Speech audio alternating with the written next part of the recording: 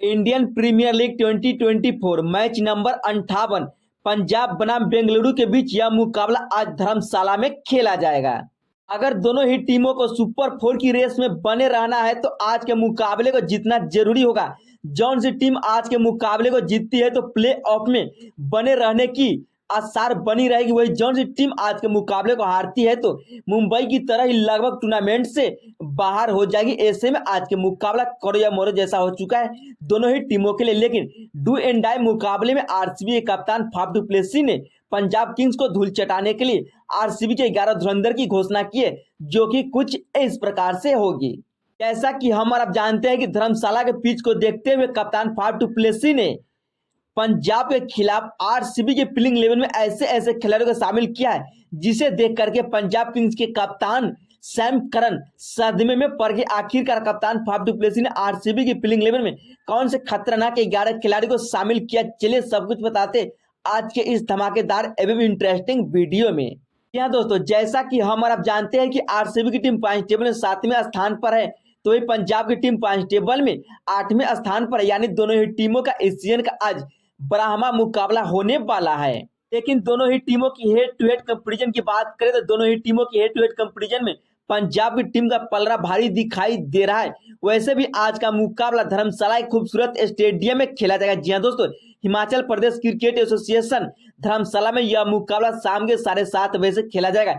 इस मैदान पर अब तक कुल 12 मुकाबले खेले जा चुके, जहां पे पहले बल्लेबाजी करने वाली टीम को 7 मुकाबले में जीत मिली, तो वही चेंज करने वाली टीम को 5 मुकाबले में जीत मिली।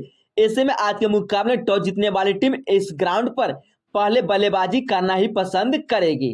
लेकिन आरसीबी की टीम इस सीजन आज के मुकाबले लगातार चौथी जीत के इरादे के साथ उतरना चाहेगी। वही खतरनाक प्लेइंग 11 कुछ इस प्रकार से होगी आरसीबी की। जी दोस्तों, जहां पे ओपनिंग की शुरुआत किंग कोहली करते नजर आने वाले हैं, तो ये कोहली के साथ देने के लिए दूसरे नंबर पर आरसीबी के कप्तान फाफ डू प्लेसी नजर आएंगे। यह दोनों आक्रामक ओपनर बल्लेबाजों में से एक माने जाते हैं, जो इस सीजन कई मुकाबले में अपने बल्लेबाजी के दम पे परचम भी लहरा चुके सभी मुकाबले में।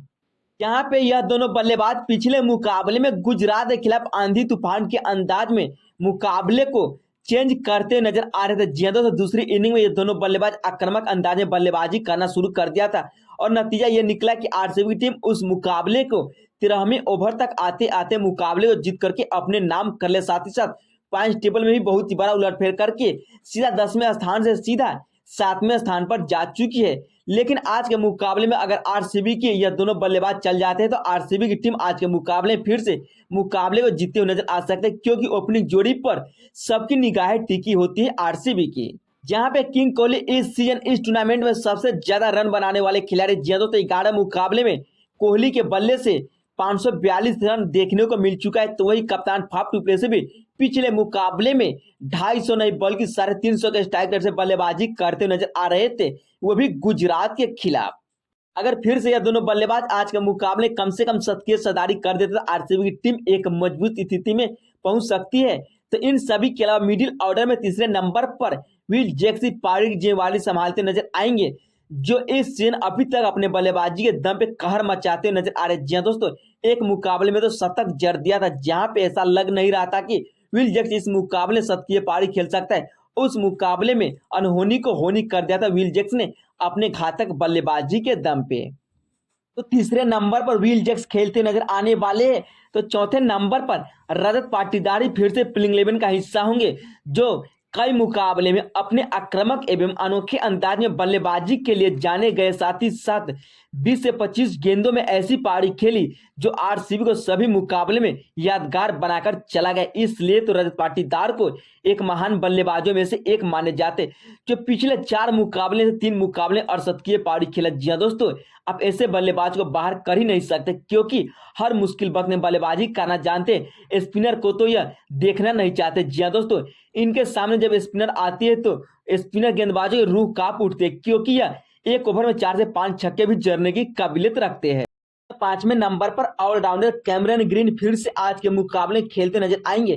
कैमरन ग्रीन वैसे तो इस सीजन उतना कमाल नहीं दिखा पाए, लेकिन आखिरी के क्षणों में इनकी जो 20 से 25 रनों की अहम पारी होती है उसको शायद आरसीबी के कोई भी फैंस नहीं भूल सकता है, क्योंकि उसी रन से तो आरसीबी की टीम आखिरी के 3 मुकाबले में लड़ते हुए नजर आए, साथ ही साथ मुकाबले को भी जीते।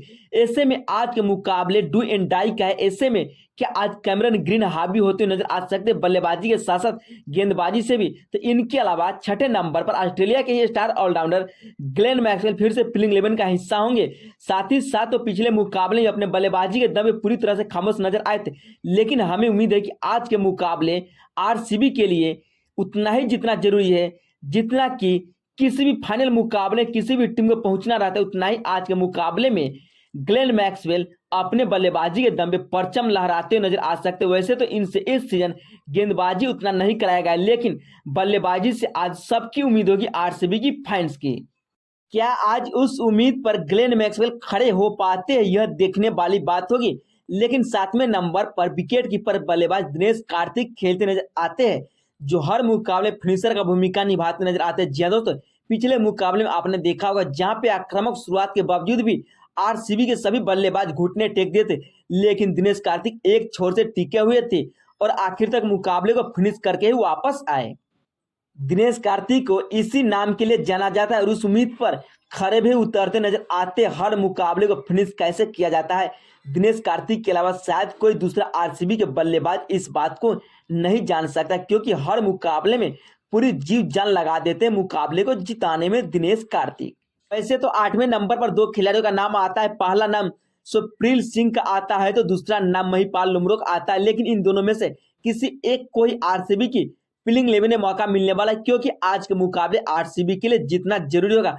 अगर आज के मुकाबले को आरसीबी की टीम नहीं जीत पाती है तो प्ले ऑफ की रेस से मुंबई की तरफ बाहर हो जाएगी। ऐसे में आज के मुकाबले में 8वें नंबर पर जोन बल्लेबाज खेलते हैं उनको अहम रोल निभाते नजर आना पड़ेगा, साथ ही साथ गेंदबाजी एवं बल्लेबाजी दोनों से। तो इनके अलावा 9वें नंबर पर एक स्पिनर गेंदबाज के रूप में फिर से उतर सकती है। जी हाँ दोस्तों, करण शर्मा के रूप में। करण शर्मा वैसे तो अपने गेंदबाजी के दम पे कमाल दिखाते हैं, लेकिन बल्लेबाजी में भी आखिरी के क्षणों में हाथ कैसे आजमाया जाता है, करण शर्मा भी इस बात को भली भांति जानते, क्योंकि ऐसा कारनामा करके कोलकाता के खिलाफ दिखलाया था, लेकिन मुकाबले को नहीं जीता पाया था। लेकिन उससे कोई फर्क नहीं पड़ता, बीत गई सो बात गई। लेकिन आज के मुकाबले में एक नई रोल अंदाज में गेंदबाजी करते नजर आएंगे करण शर्मा।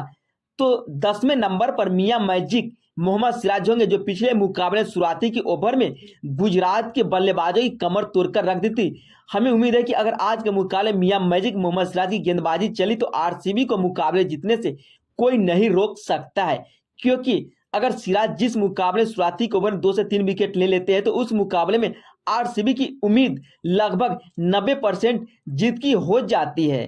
तो ऐसे में फिर से आज के मुकाबले किफायती गेंदबाजी करके दिखलाना होगा। तो आखिर में वही गेंदबाज जो आखिरी के 5 गेंदों पर 5 छक्के भी खाना जानते हैं, जिसका नाम है यश दयाल। लेकिन ऐसा कोई गेंदबाज नहीं है जो अपने आप में 5 गेंदों पर 5 छक्के खाना जानते हैं, लेकिन बीत गई सो बात के उस बात को भूल करके इस सीजन कमाल की गेंदबाजी की है यश दयाल। जी हाँ दोस्तों, 10 मुकाबले में अभी तक 10 विकेट भी ले चुके आरसीबी के लिए।